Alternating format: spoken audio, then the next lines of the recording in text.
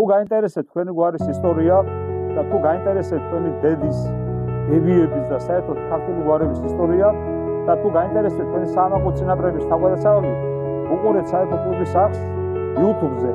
ლევან ბერაიას ავტორო გადაცემა. გვიყურეთ, გამოგვიწერეთ, გამოგიზამეთ ცნობები და ლეგენდები თქვენს გვარზე და ჩვენ დავამატებთ ჩვენს კოლევებს. ერთად გავაძლიეროთ ქართული გვარები და საქართველო.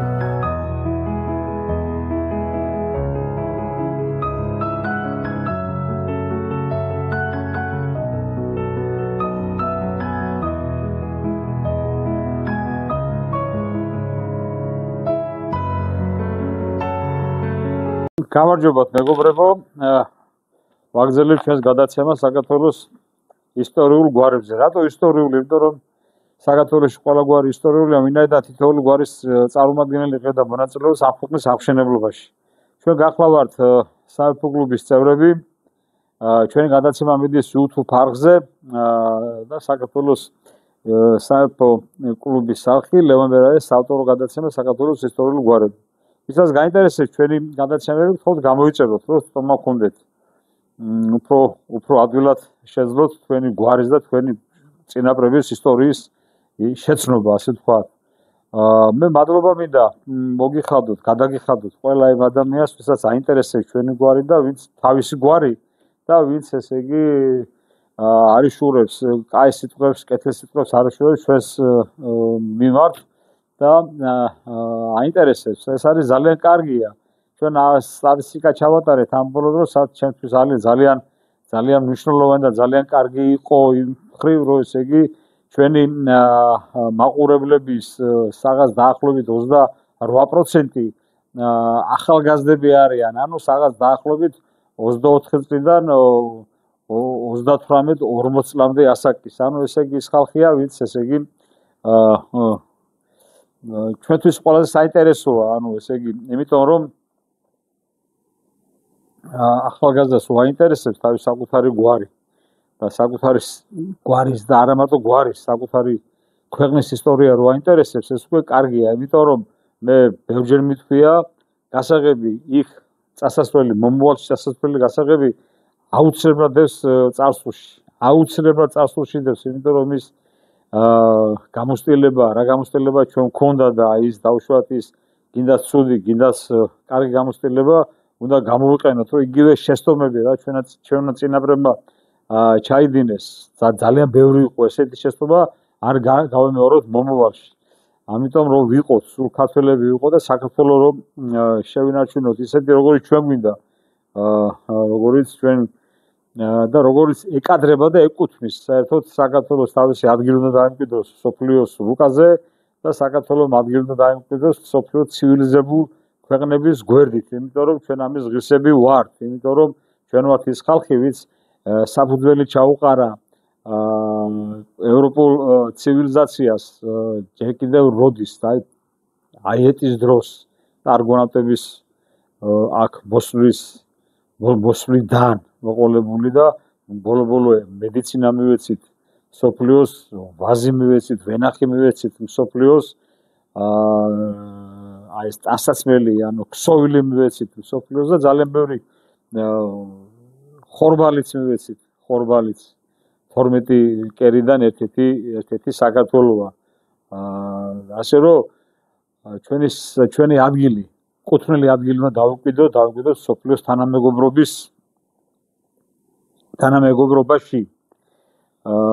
მაგრამ არის რაღაც საკითხები, როგორც ჩანს, ან კარგად ვერ ვხსნით, ან და არ უყურებენ ჩემს გადაცემებს და უყურებენ როგორც მოხდებათ ის უყურებენ, ანუ პირდაპირ და ესე იგი ეს არის ძალიან ცუდი და თან კიდე ეს რაღაც გავაკეთე TikTok-ზე გავაკეთე გვერდი და იქიდან საერთოდ რაღაც საშინელებებს წერენ, რაღაც ძალიან იცის ადამიანმა საკითხი არ იცის, საკითხი არ აინტერესებს.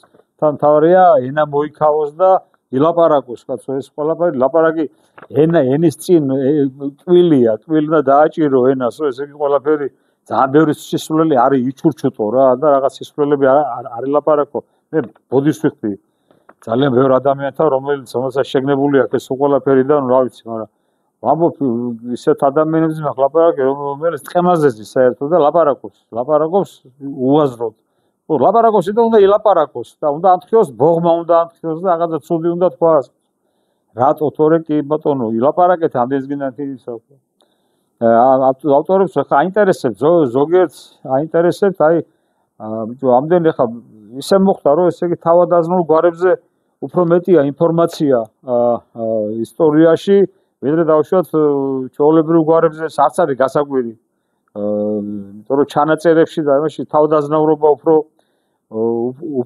მეტად ჩანს მიუხედავად იმისა რომ აქ უკან წერს ესე იგი რამდენი იყვნენ ეს ისინი თავადაზნაურობა და რამდენი იყო ესე იგი გლეხური წარმოშობის გვარიო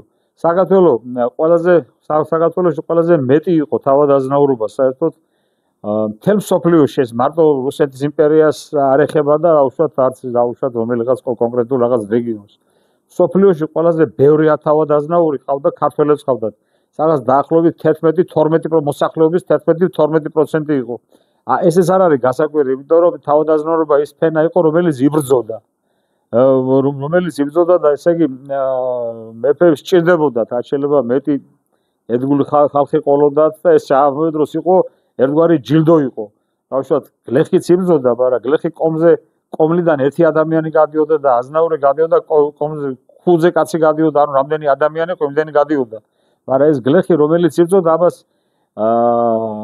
შანსი ჰქონდა იმისა რომ ესე გამხდარიყო წაწეულიყო წინ იერარქიულ კიბეზე და ძალიან ხშირად ხდებოდა ეგეთ რაღაცები ძალიან ბევრი გვარი დაწინაურდა ბრძოლით დაწინაურდა და აი ამ შემართები დაწინაურდა და აქედან გამომდინარე ეს არცაა გასაკვირი რომ ძალიან ბევრი თავადაზნაური ყავს ჩვენ სხვა ერებთან მე არ ვაკრინებ არავის მაგრამ იმაზე იმდენი ბრძოლა და იმდენი ომი რაც ჩვენ გადავიტანეთ მე მგონი სოფლიოში არავის არ გადაუტანია ჩვენ არ იყო 20-25 წელი არ იყო არ ქონია მშვიდობიანი წელი არ ყოფილა ეგეთი მომენტი რომ რაღაცა ამოგვესუდგა იმიტომ რომ სულ ვიღაცა გვემწოდა და სულ რაღაცა ხმლის ქნევაში ვიყავით და ჩვენი იდენტობა რო გადაგვეჩინა და ჩვენი მეუბნება და ჩვენი ადამიანობა და ჩვენი ქვეყანა რო შეგვენაჩუნებინა და აი შენთვის და ჩემი და შენი მომავლისის რო დაეტოვებინა ეს ყველაფერი იმიტომ იბრძოდა და ამ ბრძოლებში ხდებოდა ის რომ ძალიან ბევრი ადამიანი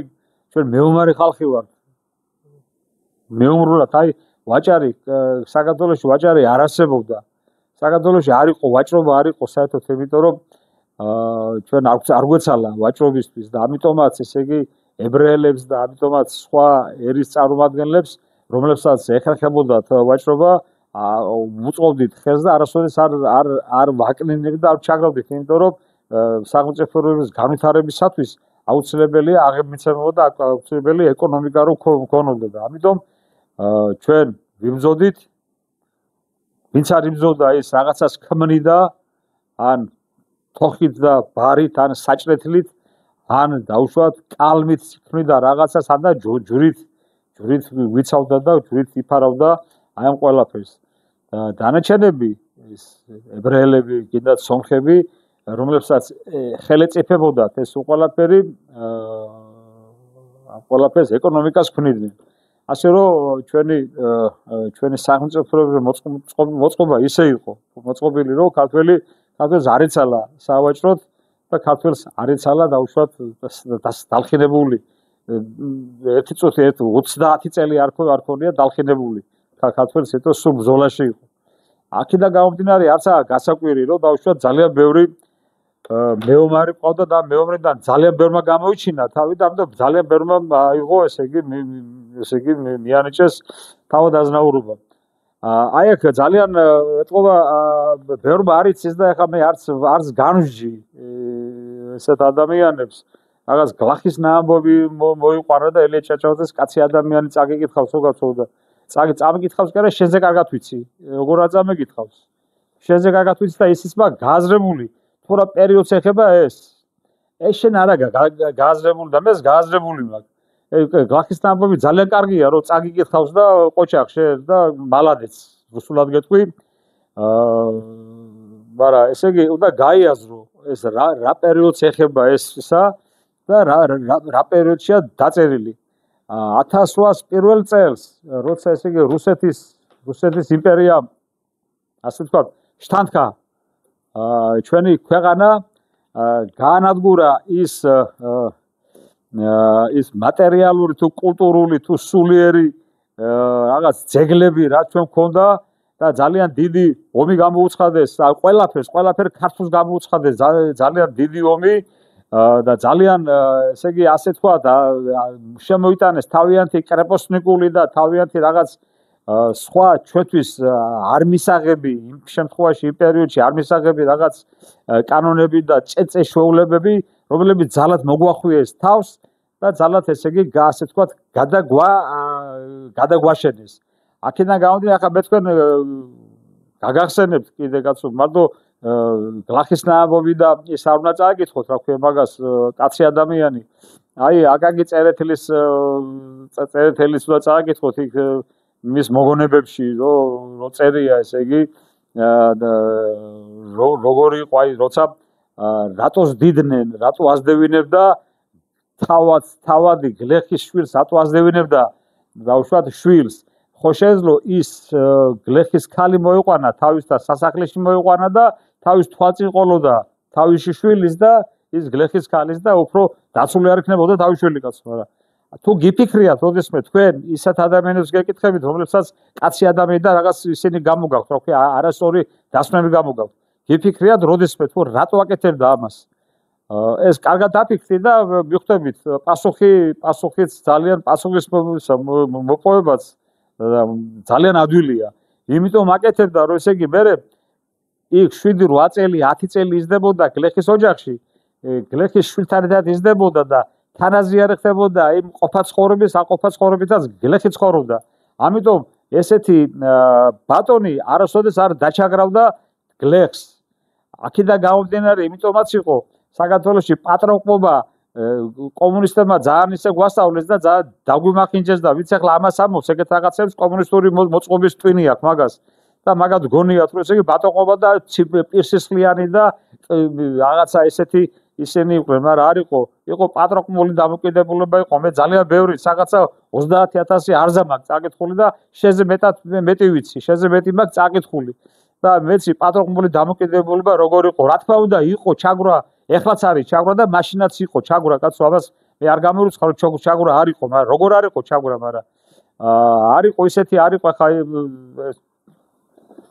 ეს არ იყო დაუშვათ ისეთი ისა მოვლენა სტიქიურად სულ ყოფილიყო ყველგან ჩვეულებრივი ამბავია ყოველ დღესაც ნებისმიერ წარმოებაში არის ესეთ რაღაცა უფროს ან ჩაგრავს არ რაღაცა მაგრამ ეს ელემენტარული ადამიანები ვარ ჩვენ ეს ადამიანური სისუსტეები და ადამიანური რაღაც ისინი არა ხო მაგას რომლებსაც ხან ვავლენ და ხან ვერ ვავლენ აქედან გამომდინარე არ შეიძლება შენ ესე იგი ვიღაცას შეურაცხყოფა მიაყარო გინდა შენ წინაპარს ის თავადი თუ იყო და თუ აზნაური იყო კაცი ჭამია იყო დაუშვათ გლეხი არ იყო კაცი ჭამია და რაღაცა გლეხსაც ვენაცვალე თავაცაც და აზნაურსაც ვინც აკეთებდა ქართულ საქმეს ვინც ქართულად იქნებდა ხმალს და ჩემთვის შენთვის და ჩვენი მომავლისთვის რო ესე იგი იბრძოდა მაშინ ჩვენს ძალიან დიდი ხნის წინ იბრძოდა იმიტომ რომ მე და შენ დღეს დამჟარი ვიყავით ამის წინა სულელურ რაღაცებს რომ გვეკამათ ეს გასარჩევის საქმე არც არის საერთოდ მაპატიეთ ეგეთი რაღაცებს მაგრამ ვერ ვიტა როცა ეგეთ რაღაცებს წერენ და ჩაუხედავ ისტორიას ჩაუხედავ ხალხი რაღაცას მაპატიეთ და ბჟუტურებთ რაღაცას რა ძალიან ბევრთან ბოდის ვიხდი მაგრამ მე მხალზე მაქვს ლაპარაკი რომლებიც ბჟუტურებს და არ ლაპარაკობს გავმედავეთ სადაც მიჩივრეთ სადაც გინდათ იქ კიდე ეხლა მინდა გადავიდე გვარებზე რამოდენიმე ხო მინდა ერთი კაი ამბავი გითხრათ ძალიან დიდი ხანია ჩემი მეგობარი და ჩემი თანაწამყვანი ვალერია ხიმშიაშვილი სამწუხარო ძალიან ცუდად იყო და ძალიან შეუძლოთ იყო და ძალიან ისეთი დაავადებები და ამყოფები გადაიტანა რა ვიცი მაგრამ ახლა ნელ-ნელა გამოკეთდა გამოსწორდა და რა თქმა უნდა აქ სიარული არ შეუძლია ჩვენ მცხეთაში ვართ მცხეთაში არის ეს არის ჩემი ქარხნის ესე იგი ტერიტორია მე ერთ-ერთი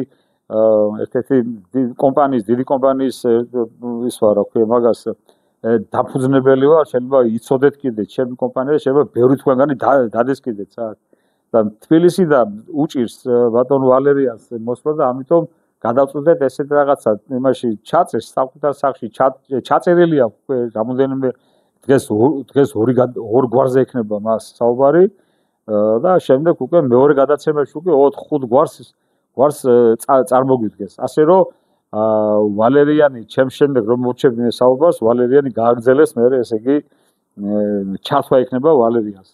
ეხლა მე მინდა დღეს გიუტაშვილები და გიუტაშვილების და გალდავას გვარი მინდა ესე იგი წარმოგიდგინოთ და მინდა ამავე დროს და მინდა დანელიების გვარი მინდა გაგაცნოთ. ესე გიუტაშვილი ყველაზე ძველი ისტორიის რომ ამ გვარის შესახებ განეკუთვნება მე-17 საუკუნეს, კერძოდ 1613 წელს გიუტაშვილი მისი თანამდებობით პაპანა წივწივაშვილმა შერბაზარ ზუმბულიძეს მიჰყიდა საწესკვილეს მეოთხედი.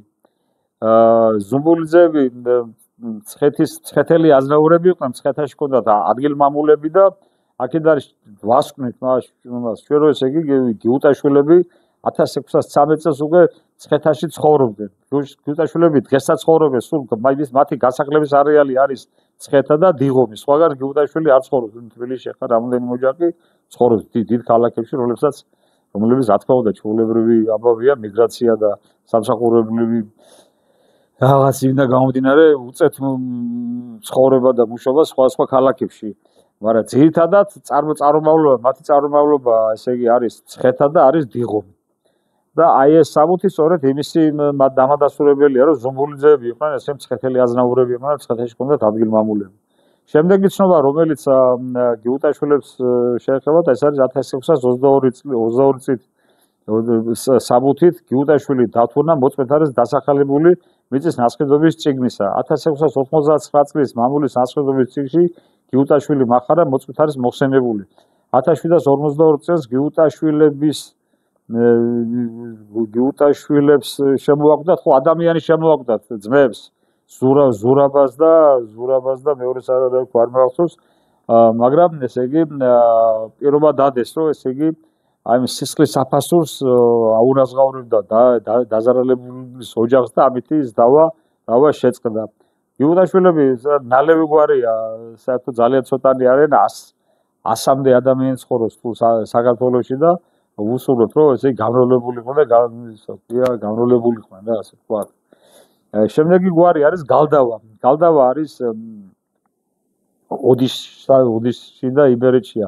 არის კიდე გალდავაძე, მაგრამ გალდავაძე და გალდავა შეიძლება ერთგვარი წარმომავლობა ჰქონდეს, მაგრამ შეიძლება სხვადასხვა წარმომავლობისაც იყვნენ, ამიტომ ეს სავარაუდო და ისეთი ის არის რა, ქვია მაგას ახლა მე ამ შემთხვევაში გალდავას განვიხილა, რომელიც მე-16 საუკუნის ერთ-ერთ ოთხთავის მინაწილში არის მოხსენებული. მათე გალდავა, ღმერთო შეეწყალეს სულითა და ხორცი და მათე გალდავა დღეს ამას სოფლისა სიამე და დღერძლობითა მიმყოფე და მუნ საუკუნოსა მართალთა აღვრიცხე და ნუ მიზამ წერთა გულთასა ამინ. უფალო და კერილესონო ისმინე უფალო გალდავაძეების გვარის გასახლების არეალი შემდეგია მარტვილი, თამაკონი, ტყვირი, ეს სამეგრელოში და იმერეთში, სანდრედია, ღანირი, ხონი. საქართველოს სულ 670 გალდავა ცხოვრობს. შემდეგი გვარი, რომელიც მინდოდა მე თქვა თქვენთვის, ეს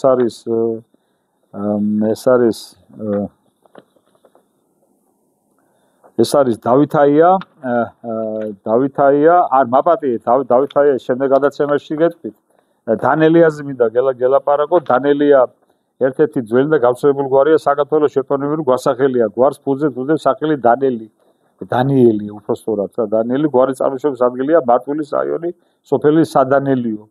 უბანი ტეხურწყლის შუა. ისტორიულ წყაროებში გვარი დანელია მოხსენებული 1701 წელს სამეგრელოს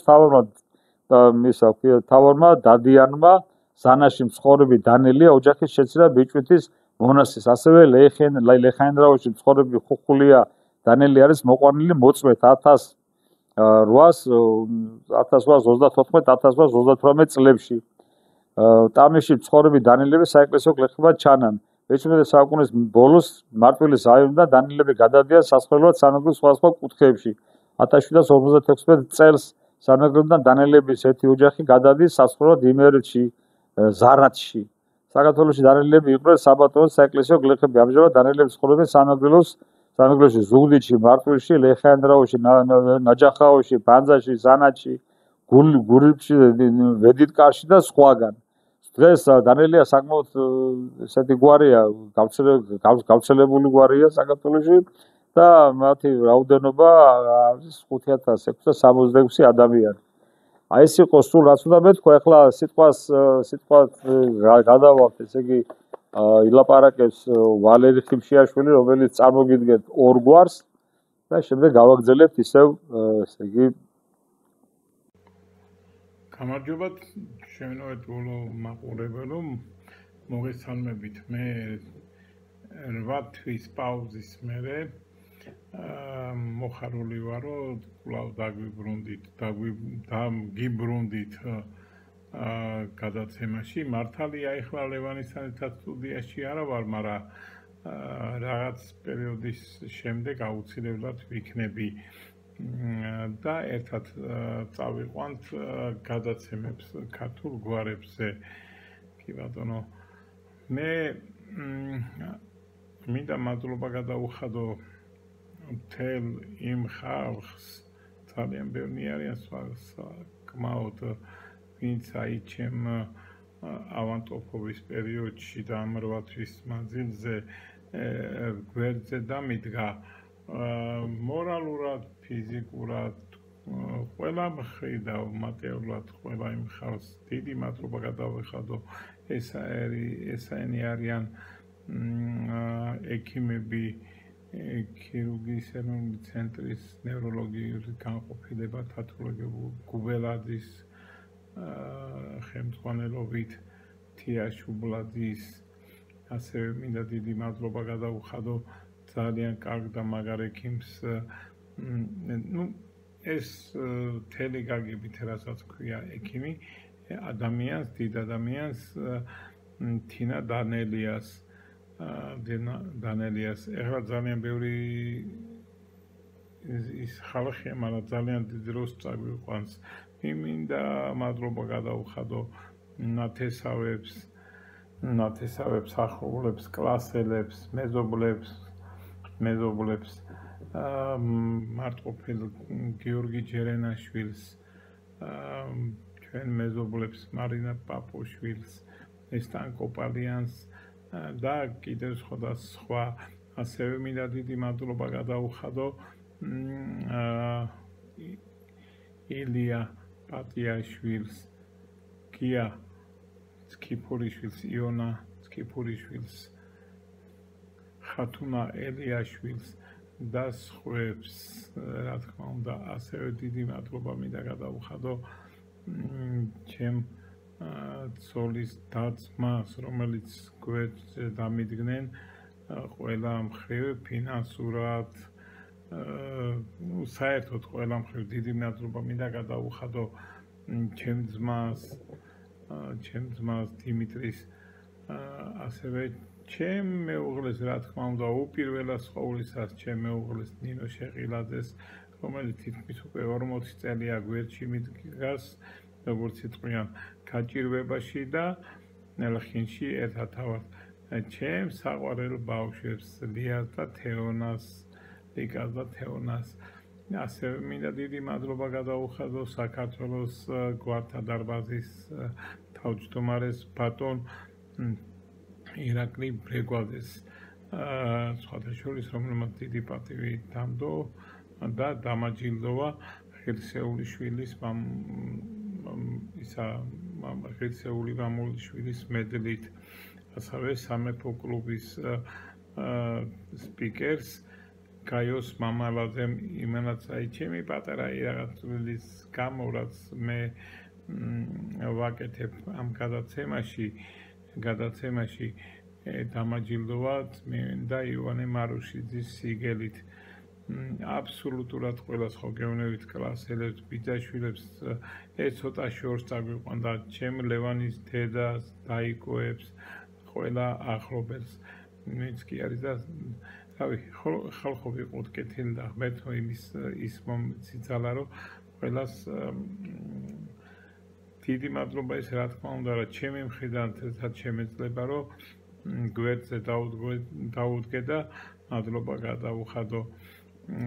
მოდი ახლა ჩვენ ვისაუბროთ გვარებზე, მაინც გვარების იმაზე ვართ გადაცემა და ეს ჩემი მადლობები ძალიან შორს წავა და ესე არ გამოვა. მოდით ვისაუბროთ, დავიწყოთ ერთ-ერთი ძალიან საუკეთესო ისტორიული გვარიც არის ამირანაშვილი. საერთოდ საქართველოში რა თქმა უნდა ვიცით რომ ყველა გვარი არის ისტორიული. არ არსებობს არა აქვს მნიშვნელობა თავადი იყო მეფე გლეხი თუ აზნაური, ყველა ისტორიულია და ყველამ თავისი წილი აგური დადო საქართველოს აღორძინებისათვის. ამირანაშვილი ეპონიმური გვარსახელია. თვითონ ფუძე უდევს გვარში დამწყებ მამაკაცის სახელი ამირანა. ამირანაშვილები სახლობენ საქართველოში და სახლობენ საქართველოს თითქმის ყველა კუთხეში, დასავლეთშიც, აღმოსავლეთშიც, აბსოლუტურად ყველგან.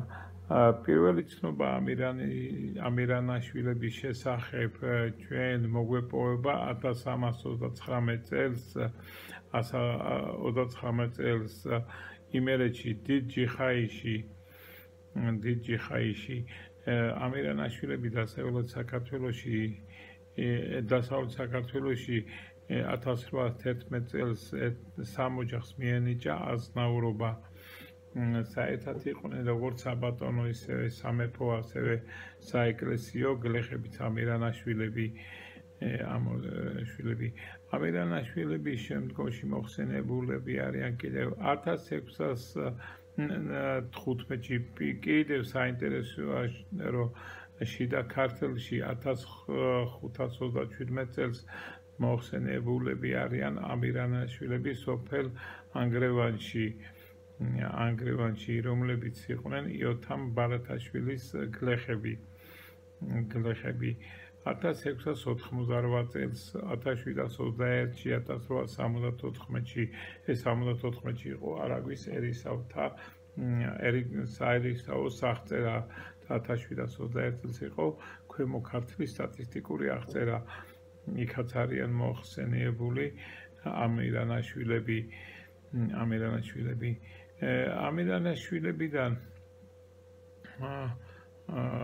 ამირანაშვილებს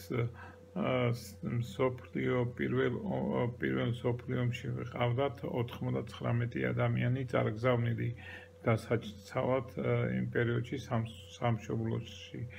აქედან 99 ადამიანიდან დაიღუპა 36 ადამიანი.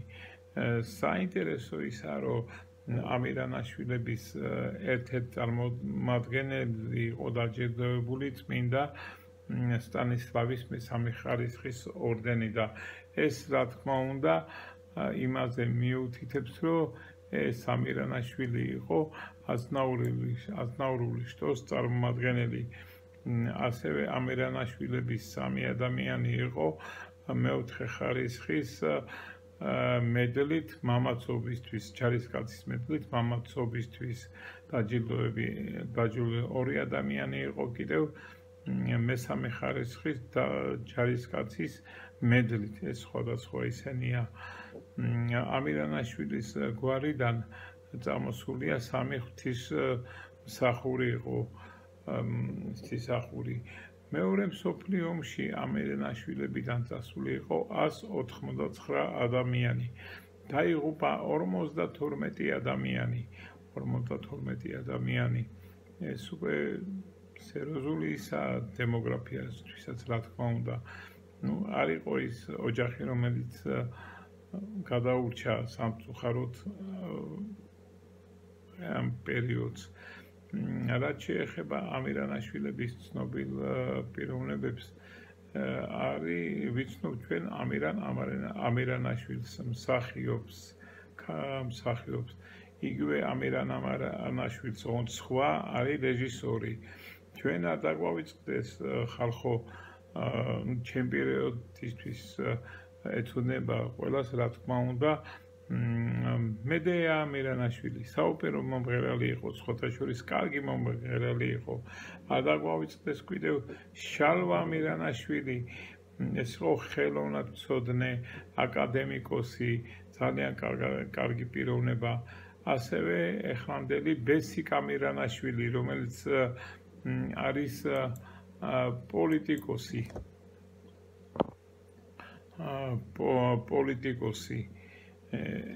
ამჟამად ამ მირანაშვილები ასევე ცხოვრობენ საქართველოს ყველა კუთხეში და მაგითი რაოდენობა სულ შეადგენს 1399 ადამიანს. ეს რაც შეეხება ამ მირანაშვილებს. მოდი ახლა ჩვენ განვიხილოთ გვარი ღვინიაშვილი. ძალიან საინტერესო გვარია ღვინიაშვილის. ესეც რა თქმა უნდა ეპონიმური გვარსახელია ღვინიაშვილი. ადრე იყო კაცის სახელი ღვინია. შემდეგში ეს სახელი აღარ არის და ეს სახელი გადაერქვა უფრო გადაიტანეს ხარზე, საქონელზე. ჩვენ არ დაგვავიწყდეს ეკატერინე გაბაშვილის მოთხრობა ღვინია გადაიჩეხა. აქაც ზუსტად უკვე ის სახელია გადარქმეული საქონელზე, ასე რომ ვთქვათ.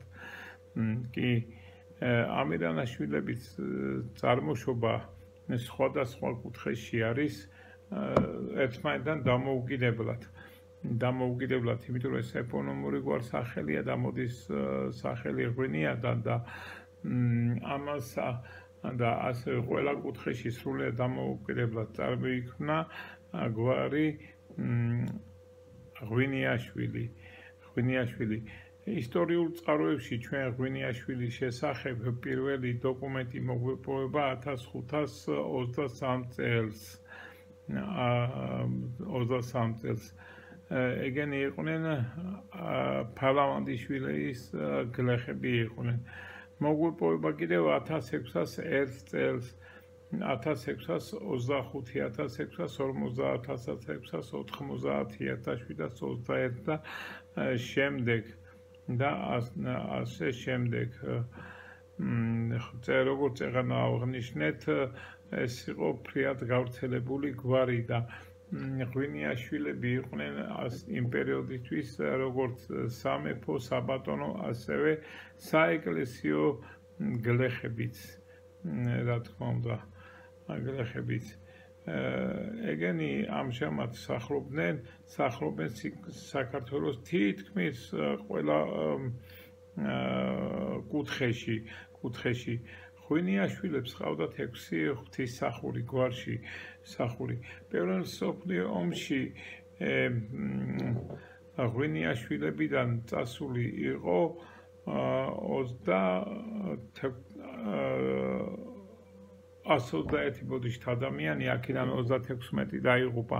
ღვინიაშვილებს პირველ მსოფლიოში ყავდათ 2 მეოთხე ხარისხის წმინდა გიორგის ხარისხის მედლი დაჯილდოებული ჯარისკაცის მედლით მამაცობისთვის პიროვნება და 3 უბრალო წმინდა გიორგის ჯვრის ჯარისკაცის მედლით დაჯილდოებულები. მეორე მსოფლიო ომში ღვინიაშვილები ისაც ძალიან საკმაო ხალხი ყავდათ, დაახლოებით 152 ადამიანი. აქედან უკან არა ბოდიშთ 596 ადამიანი და უკან არ დაბრუნდა 360 ადამიანი. რა თქმა უნდა, ამანაც იმოქმედა მაგით ის გენოფონდზე შემდგომში გენოფონდში. ჩვენ კარგად ვიცით ცნობილი ადამიანები, აგეც არ არის დიდი ხანი, ბექა ღვინიაშვილი, მოჭიდავე ძიუდოისტი, გიორგი ღვინიაშვილი პარლამენტის წევრი და 3 მოწმევის პარლამენტის წევრი, ასევე ჟურნალისტი სალომე ღვინიაშვილი, მხატვარი გიორგი ღვინიაშვილი და ასე შემდეგ. ამ ჟამისთვის ღვინიაშვილების საერთო რაოდენობა საქართველოს შეადგენს 3608 ადამიანს. ადამიანს ბოდიში დამავიწყდა ღვინიაშვილებიდან ღვთისმსახური ვინ ყავდა ძალიან სხვათა შორის საინტერესო გვარია ამჟამად ცხოვრობენ კახეთში შიდა ქართლში ქვემო ქართლში და კიდევ სხვა მოდით ამ წუთისთვის ამით დავამთავროთ იმიტომ რომ ჩვენც აგვაქვს რეგლამენტი და ლევანი მას უნდა ისაუბროს რა თქმა უნდა და შემდგომში თავს არ მოგაწყენს მადლობების მოხდით და დავასრულოთ ამ ჟამისთვის და შემდეგისთვის რა თქმა უნდა შევეცდები 3-4 გვარის ინფორმაცია მოგაწოდოთ თქვენ დიდი მადლობა კარგზანდებოდეთ და მომავალ შეხვედრამდე ღმერთი იყოს ჩვენი მფარველი და თქვენი მფარველიც დიახ ვალერის მადლობა მინდა აქედან გადაუხადო და იმედი გვაქვს რომ ყველაფერი კარგად იქნება ვალერი მალე სულ გამოჯანმრთელებას გისურვებთ და სულ მალე აი აქედან ჩვენი ადგილიდან ბუხრის წირიდან საიდანაც დავიწყეთ ჩვენი გადაცემები ისევ იქიდან გავაგრძელებთ ყველაფერს და ძალიან ნაყოფიერად მუშაობდით კიდეც და ნაყოფიერად გავაგრძელებთ იმ მუშაობას ამუშაობითაც ესე იგი ძალიან ბევრ ხალხს ვაბედრიერებთ მე ამაში დაწუნებული ვარ მე ახლა ისეთ ადამიანებზე მინდა ვილაპარაკო რომლებიც ჩვენი გულშემატკივრები არიან და ჩვენი მხარდამჭერები არიან რომლებიც გწერენ და არიშურებენ კარგ სიტყვებს ჩვენი მისამართით და მინდა რომ ესე იგი ყველაფერი სიკეთე გისურვო თითოეულ თქვენგანს მინდა გისურვო ჯანმრთელობა ბედნიერება სიკეთე გახარება და გასავრია გამრავლება ქონოდეს გამრავლება იმიტომ რომ ეს დემოგრაფიული მდგომარეობა ესეთი სავალალოა საქართველოში შეიძლება სულ მალე წაგვლეკოს სხვა ერის წარმომადგენლება და ჩვენი ადგილი აღარ დარჩეს საქართველოში და ეს იქნება ძალიან ცუდი ჩვენ რა არის იცით აი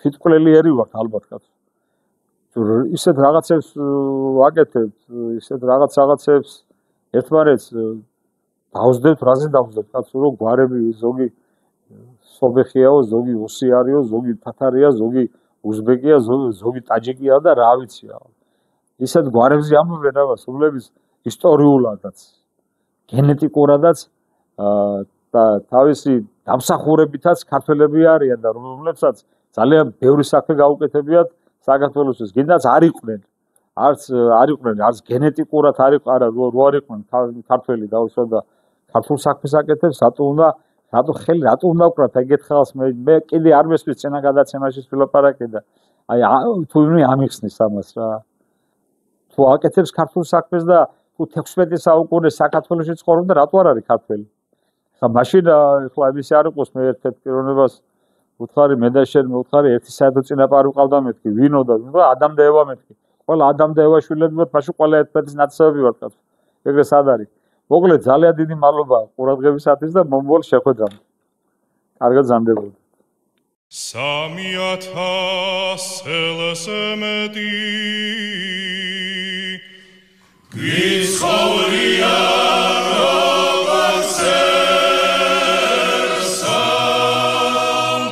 საჩავ დღეს მოსრები ვართ